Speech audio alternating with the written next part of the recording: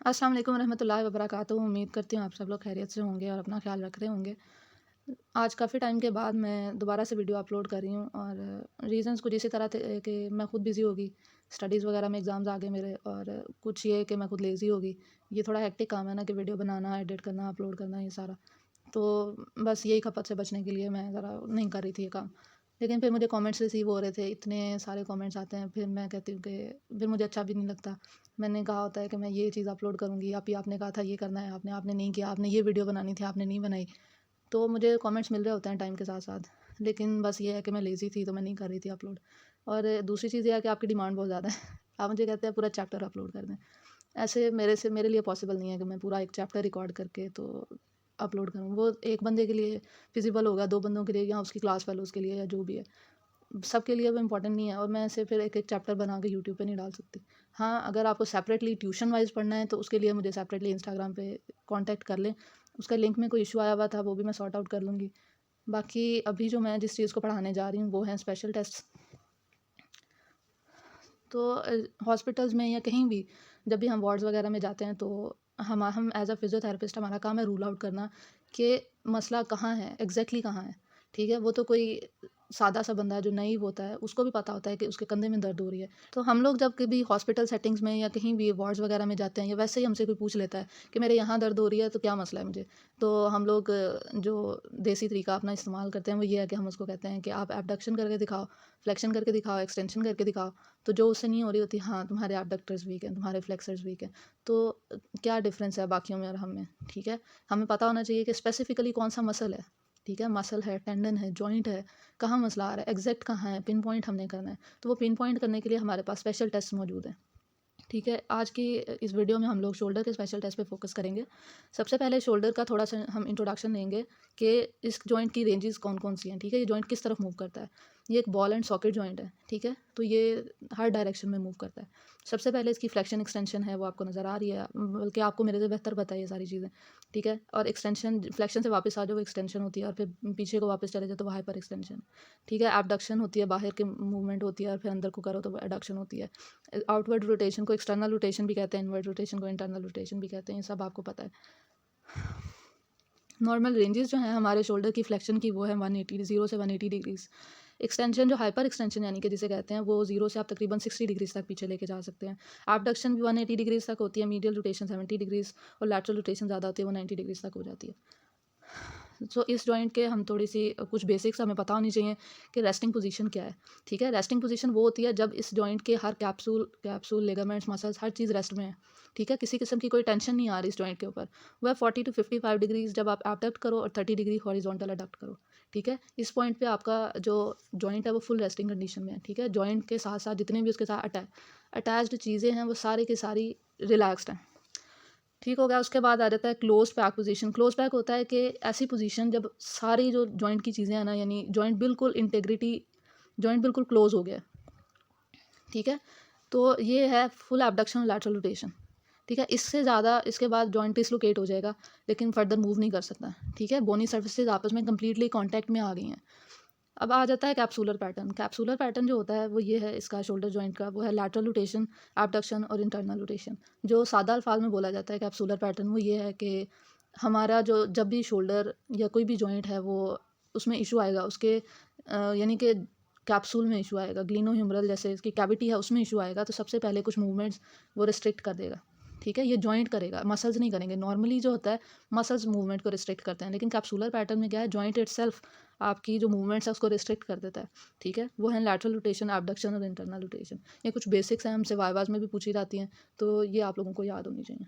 तो अब हम चलते हैं स्पेशल टेस्ट की तरफ। स्पेशल टेस्ट सबसे पहले हम करेंगे इम्पिंजमेंट के लिए, ठीक है? ये स्पेशल टेस्ट जो मोस्ट कॉमनली यूज़ होते हैं, जिनकी हमें ज़रूरत पड़ती है, वो मैंने इस वीडियो में ऐड किए हैं। सबसे पहले जो टेस्ट है वो है नीड्स इम्पिंजमेंट टेस्ट, ठीक है? नीड्स इम्पिंजमेंट टेस्ट को करने का सिंपल सा टेस्ट है ये और सिंपल सा तरीका है। आपने क्या करना है, पेशेंट की आर्म जो है उसको फुली फ्लेक्स करा देना है, ठीक है? वो 180 डिग्रीज़ पे जब चली जाएगी उसको कहना है अब आप मीडियली रोटेट करो, ठीक है? आप पिक्चर में देख सकते हैं कि उसने मीडियली रोटेट किया हुआ है उसकी आर्म को, थेरेपिस्ट उसकी साइड पे खड़ा है। तो जब मीडियली रोटेट करेंगे कंप्लीटली वो उसकी आर्म मीडियली रोटेट हो जाएगी, उसको पेन स्टार्ट हो जाएगी, ठीक है? वो पेन क्या इंडिकेट करेगी कि सुप्रास्पाइनेटस मसल जो है उसकी इंजरी हुई हुई होगी, ठीक है, वो इम्पिंज हो रहा है कहीं पे। ओवर यूज़ इंजरीज़ में ऐसा होता है कि इसकी इन्फ्लेमेशन हो जाती है इसके टेंडन की, या वो इम्पिंज हो रहा होता है। ठीक है, मोस्टली सुप्रास्पाइनेटस के लिए है ये टेस्ट, लेकिन समटाइम्स बाइसेप्स के टेंडन के लिए भी ये टेस्ट इस्तेमाल होता है। ठीक है, सिंपल सा टेस्ट है, बाजू ऊपर करके मीडियली रोटेट करना है। उसके बाद आ जाता है Hawkins Kennedy test. Hawkins Kennedy test भी इम्पिंजमेंट के लिए ही यूज़ होता है। इसकी भी सिंपल सी पोजीशन होती है, थेरेपिस्ट उसकी साइड पे खड़ा होगा, पेशेंट सिटिंग में है। आपने क्या करना है कि पेशेंट का जो शोल्डर है उसको स्कैप्शन में लेके आना है, स्कैपुलर प्लेन में। आप इसकी आर्म को देख सकते हैं पेशेंट की, कि ना वो फ्लेक्स्ड है, ठीक है, और ना ही वो एबडक्टेड है। ठीक है, ये दरमियान में एक प्लेन होता है जिसको हम स्कैपुलर प्लेन भी कहते हैं या स्कैप्शन कहते हैं। तो आर्म को आपने उस तरफ लेके जाना है, स्कैप्शन में लेके आना है, और देन आपने अपनी एल्बो को फ्लेक्स कर देना है। ठीक है, एल्बो फ्लेक्स हो गई है तो थेरेपिस्ट ने क्या करना है कि सिंपली एल्बो को रिस्ट के लेवल से पकड़ के उसको मीडियली रोटेट करना है। ठीक है, जब आप आर्म को मीडियली रोटेट करोगे उसको पेन स्टार्ट हो जाएगी, दैट मीन्स टेस्ट पॉजिटिव है। ये टेस्ट सुप्रास्पाइनेटस के लिए है, जो कि सब एक्रोमियन जो प्रोसेस होता है उसके नीचे इम्पिंज हो रहा होता है। ठीक है, ओवर यूज इंजरीज़ के अंदर ऐसा होता है। उसके बाद हम लैबरल टीयर्स के लिए देखेंगे टेस्ट। सबसे इम्पॉर्टेंट और जो मोस्ट कॉमनली यूज़ होता है वो है active compression test of O'Brien. ठीक है, ये भी बहुत सिंपल टेस्ट है कि पेशेंट को कहना है अपनी आर्म फॉरवर्ड फ्लेक्स करे तकरीबन 90 डिग्रीज तक, और आपने क्या करना है कि उसकी आर्म को मीडियली रोटेट करना है। ठीक है, फॉरवर्ड फ्लेक्स करके उसको मीडियली रोटेट करना है। ठीक है, और इससे क्या होगा कि उसको पेन आएगी या कोई क्लिक हो जाएगा, क्लिक फील हो जाएगा जॉइंट के अंदर कोई क्लिक। ठीक है, तो ये स्लैप लीजन्स को शो करता है। स्लैप लीजन्स क्या होती हैं कि जो आपका लैब्रम है, ठीक है, वो एंटीरियरली या पोस्टीरियरली कहीं से डैमेज हुआ हुआ है। ठीक है, इसको हम स्लैप लीजन्स कहते हैं। लैब्रम का आपको अंदाज़ा है ना कि जॉइंट कैप्सूल के अंदर एक लैब्रम मौजूद होता है, ये फिब्रो कार्टिलेजनस होता है। ठीक है, अगर इसका इशू होगा तो ऐसे ये टेस्ट पॉजिटिव आ जाएगा। ठीक है, ये ओब्रायन टेस्ट अगर आप करेंगे तो ये पॉजिटिव आ जाएगा, देन आपको अंदाज़ा हो जाएगा कि जो इशू है वो लैब्रम के अंदर है। ठीक है, नेक्स्ट टेस्ट जो है वो है स्कैपुलर स्टेबिलिटी के लिए। अगर आपने देखना है कि आपकी स्कैपुला स्टेबल है या नहीं, ठीक है, उसके लिए टेस्ट होता है। आपने क्या करना है कि पेशेंट को कहना है कि वॉल पुशअप्स करे। ठीक है, 15 से 20 जब वो पुशअप्स करेगा उसका क्या होगा कि उसकी जो स्कैपुला है वो पीछे से उसका मीडियल बॉर्डर जो है वो प्रोमिनेंट हो जाएगा। ठीक है, वॉल पुशअप्स का तो आपको अंदाज़ा है ना, वो सिंपल होते हैं। तो जब वो वॉल पुशअप्स करेगा उसका मीडियल बॉर्डर प्रोमिनेंट हो जाएगा, उसका क्या मतलब है, स्कैपुलर मसल्स वीक है। ठीक है, और स्कैपुलर मसल्स वीक हैं उसका क्या मतलब है कि उसकी नर्व डैमेज हुई हुई होगी। मोस्टली ये लॉन्ग थोरैसिक नर्व के डैमेज की वजह से होता है। और ये जो मसल्स है मोस्टली इसमें सेराटस इंटीरियर आ जाता है, रोम्बॉइड्स, ट्रापीजियस वगैरह होता है। तो ये वीक होंगे यहाँ पे, इसी वजह से मीडियल बॉर्डर प्रोमिनेंट हुआ है, क्योंकि वो उसको होल्ड नहीं कर पाए अपनी जगह पे। ठीक है, तो वो लूज़ हो गया है, तभी वो बाहर नज़र आ रहा है। अब स्कैपुला की इंस्टेबिलिटी का टेस्ट हमने देख लिया, अब हम शोल्डर की इंस्टेबिलिटी के लिए टेस्ट देखेंगे। सबसे पहले है एंटीरियर इंस्टेबिलिटी के लिए। ठीक है, ये एंड्रयूज़ का टेस्ट है एंटीरियर इंस्टेबिलिटी के लिए। इसमें क्या करना है, पेशेंट सुपाइन लाइन में होगा, आपने पेशेंट की आर्म को एबडक्ट कराना है, तकरीबन 130 डिग्रीज तक ले जाएं। ठीक है, 90 तक नहीं लेके जाना, ज़्यादा कर देना है, तकरीबन 130 तक उसको ले जाएं, एंड देन एक्सटर्नली रोटेट करें।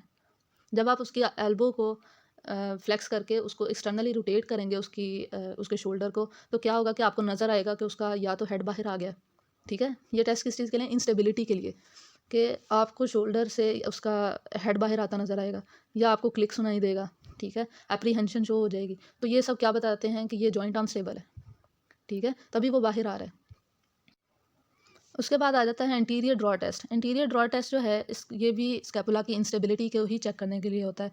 ठीक है, अब ये पेशेंट की पोजीशन देखेंगे, वो सुपाइन लाइन में है और उसकी जो आर्म है वो एबडक्टेड है, लेकिन कोई 70 डिग्रीज तक। ठीक है, और यहाँ पे तकरीबन शो नहीं हो रहा, लेकिन उसने थेरेपिस्ट की कमर पे हाथ रखा हुआ है। ठीक है, उससे क्या होगा कि एल्बो की जो लैटरल रोटेशन है वो समहाउ मेंटेन रहेगी। ठीक है, वो थोड़ी सी लैटरल रोटेशन भी हो जाएगी ऐसे। अब क्या करना है कि आप थेरेपिस्ट ने सिर्फ उसका ह्यूमरस को पकड़ के बाहर की तरफ पुश करना है, एंटीरियरली उसको पुश करना है, अपवर्ड फोर्स लगानी है। ठीक है, जो दूसरा हाथ है वो सिर्फ स्टेबिलिटी के लिए है, वो कुछ नहीं कर रहा। ठीक है, जो जहाँ पे एरो बना हुआ है, ये इस जगह पे आपने ह्यूमरस पे हाथ रख के उसको एंटीरियरली पुश करना है। ठीक है, इससे क्या होगा कि आपको जॉइंट बाहर आता नज़र आएगा, अगर ये टेस्ट पॉजिटिव हुआ तो। ठीक है, अगर जॉइंट अनस्टेबल होगा तो ये बाहर को आने की कोशिश करेगा। हमारा जो शोल्डर जॉइंट है ये सबसे ज़्यादा डिसलोकेट होता है इंटीरियरली। ठीक है, तो मोस्टली ये अनस्टेबल भी इंटीरियरली ही होता है। ठीक है, तो अगर ये टेस्ट पॉजिटिव है इसका मतलब है कि ये इंटीरियरली अनस्टेबल है जॉइंट। ठीक हो गया। तीसरा टेस्ट है interior apprehension and relocation test. ये भी इंटीरियर इंस्टेबिलिटी को ही चेक करने के लिए है। सिंपल, जैसे हमने पहले एंड्रयूज़ वाला टेस्ट किया था कि लैटरल रोटेशन करवाई, उसकी पहले एबडक्शन कराई, देन हमने उसकी लैटरल रोटेशन कराई, क्या होगा, हेड बाहर आ जाएगा। ठीक है, अगर वो अनस्टेबल है, उसमें एप्रीहेंशन है, ठीक है, तो हेड बाहर आ जाएगा। तो आपने फिर दूसरा टेस्ट होता है रीलोकेशन टेस्ट। रीलोकेशन में क्या करना है, थेरेपिस्ट ने हेड को पकड़ के नीचे को प्रेस कर देना है, ठीक है। उससे क्या होगा, हेड वापस अपनी कैविटी में चला जाएगा।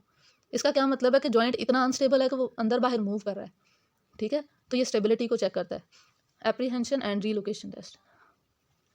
देन पोस्टीरियर एप्रीहेंशन टेस्ट भी सेम यही है कि सिंपली आपने पोस्टीरियरली एप्रीहेंशन को चेक करना है, ठीक है। एल्बो को उसकी फ्लेक्स करा लें, शोल्डर को फ्लेक्स करा लें, ठीक है, और डाउनवर्ड फोर्स लगाएं, ठीक है। कॉमन सेंस इस्तेमाल करें कि जिस डायरेक्शन में हमने चेक करना है फोर्स भी उसी डायरेक्शन में लगानी पड़ेगी। सो पोस्टीरियरली हमने फोर्स लगानी है। अगर जॉइंट बाहर को निकल रहा है दैट मीन्स वो पोस्टीरियरली अनस्टेबल है, ठीक है। और अगर वो पोस्टीरियरली अनस्टेबल है, नीचे कोई चीज़ इंपिंज होने वाली होगी, कोई नर्व आ जाएगी, कुछ ऐसा हो जाएगा, तो मसला और बढ़ता जाएगा, ठीक है। हो सकता है हमारे पास पेशेंट किसी और सिम्टम्स के साथ आ रहा है, नमनेस की वजह से आ रहा है, कुछ ऐसा है।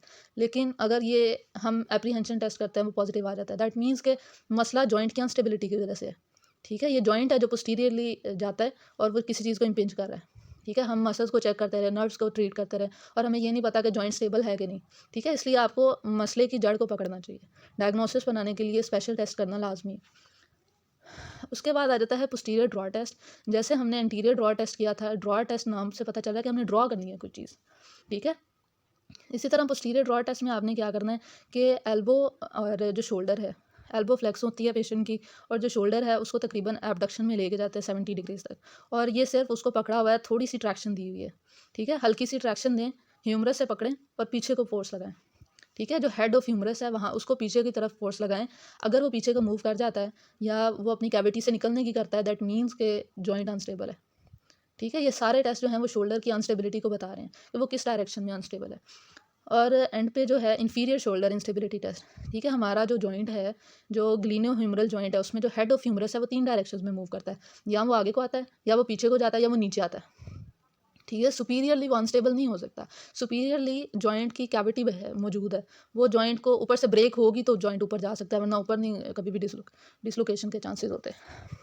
तो इसके लिए हमने क्या करना है कि पेशेंट को बिठाना है, सिंपली बाजू को नीचे की तरफ खींचना है, ठीक है। खड़ा करके उसके हाथ से पकड़ के उसको नीचे को खींच लें, ठीक है। बिठा के उसकी एल्बो से पकड़ के खींच लें, मेनली बस आपने नीचे को खींचना है, ठीक है। इससे क्या होगा कि एक सल्कस सा अपीयर हो जाएगा, ये जैसे इधर ग्रीन से कलर में लेबल भी हुआ हुआ है, ठीक है।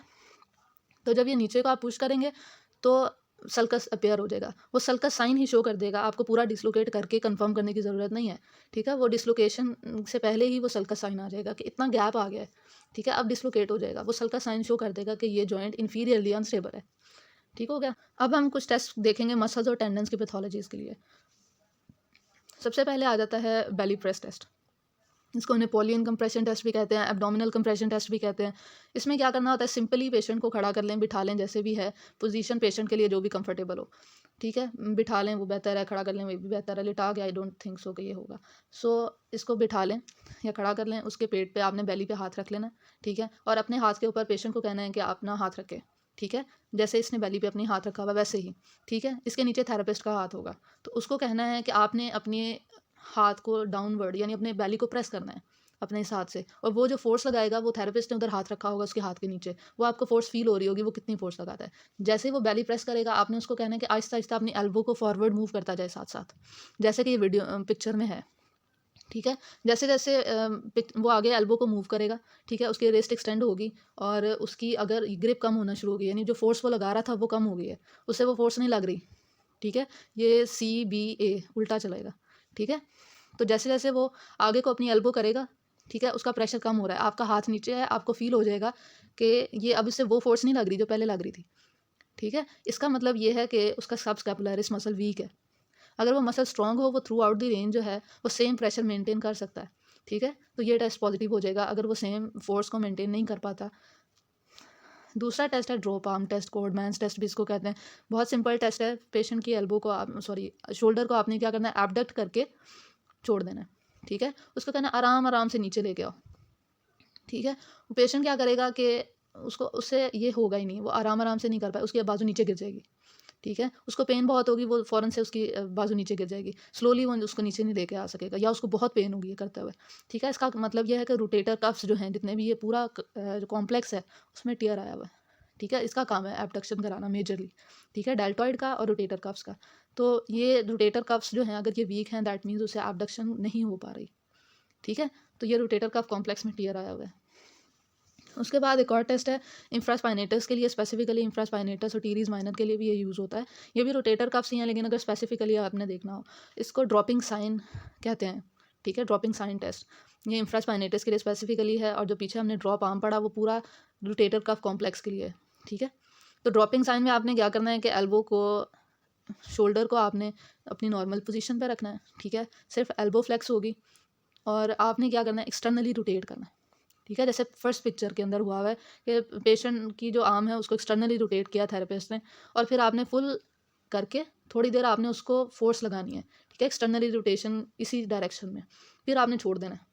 ठीक है, और पेशेंट को कहना है कि इस पोजीशन को आप होल्ड करके रखो। वो मैक्सिमम एक्सटर्नल रोटेशन वाली जो पोजीशन होगी वो उससे होल्ड नहीं होगी, वो स्प्रिंग बैक हो जाएगा, उसके बाद वो सीधी हो जाएगी। ठीक है, जैसे दूसरी पिक्चर में हो गया उसकी सीधी। ठीक है, तो अगर वो सीधी हो जाती है, उससे वो होल्ड नहीं हो पाई, वो जो एक्सटर्नल रोटेशन वाली पोजीशन थी, दैट मीन इंफ्रास्पाइनेटस का टियर हुआ है। टीरीज माइनर का भी इसमें ऐड हो जाता है। उसके बाद लेटिस्मस डॉर्साई भी आपको पता है कि ये भी शोल्डर की मूवमेंट्स में रोल प्ले करता है, मीडियल रोटेटर भी है, अडक्टर भी है। तो इसको हमने कैसे चेक करना है, लेटिस्मस डॉर्साई का जो एक्शन है हम उसी को चैलेंज करेंगे। कोई भी मसल है जो उसका एक्शन होता है, आप उसको चैलेंज करें, आपको पता चलेगा वो वीक है या नहीं है। ठीक है, उसके लिए आपको एनाटमी आपकी अच्छी होनी चाहिए कि किस मसल का क्या एक्शन है।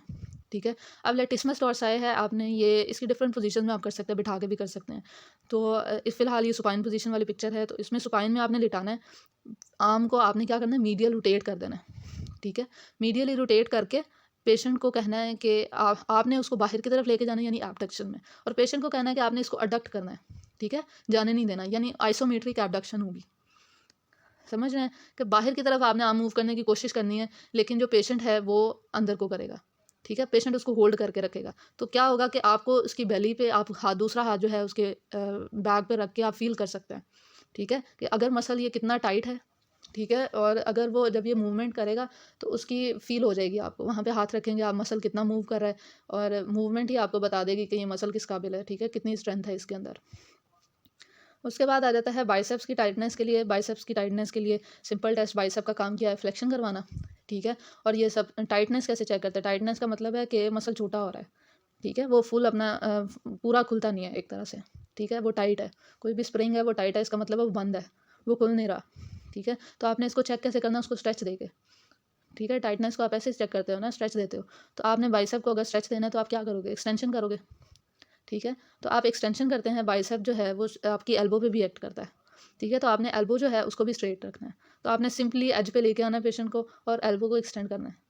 ठीक है, और ये होगा कि वो पेशेंट ज़्यादा देर वो एक्सटेंशन को होल्ड नहीं कर पाएगा, या आप करवाओगे उससे होगी नहीं, तो आपको पता चल जाएगा बाइसेप्स टाइट है। उसके बाद स्पीड्स टेस्ट है, ये भी आपके बाइसेप की स्ट्रेंथ के लिए होता है। ठीक है, ये सिंपल सा टेस्ट है, सीधी आर्म आपने उसको कहना है मूव करे। ठीक है, फॉरवर्ड आपकी अपनी आर्म फ्लेक्स करे। ठीक है, और सुपिनेट करे। बाइसेप सुपिनेटर भी है। ठीक है, स्ट्रॉन्ग सुपिनेटर भी है।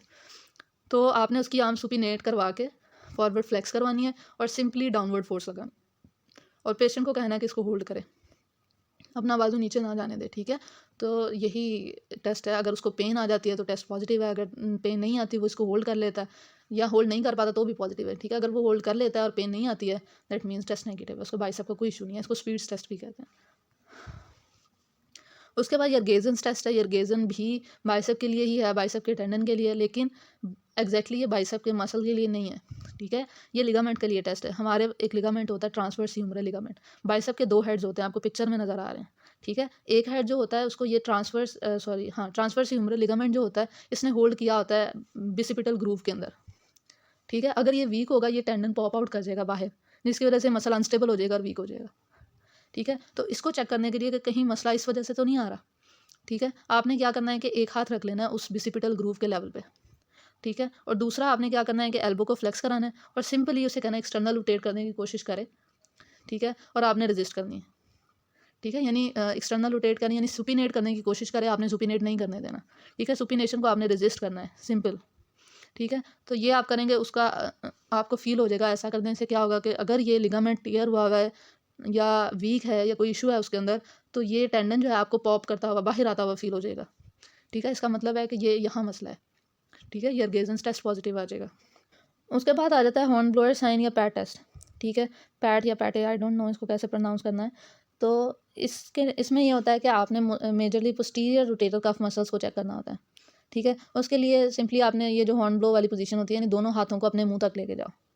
तो जो अफेक्टेड साइड होगी ना, वो उससे ऐसे सिंपली हाथ मुंह तक नहीं जाएगा, वो उसको एबडक्ट कर लेगा।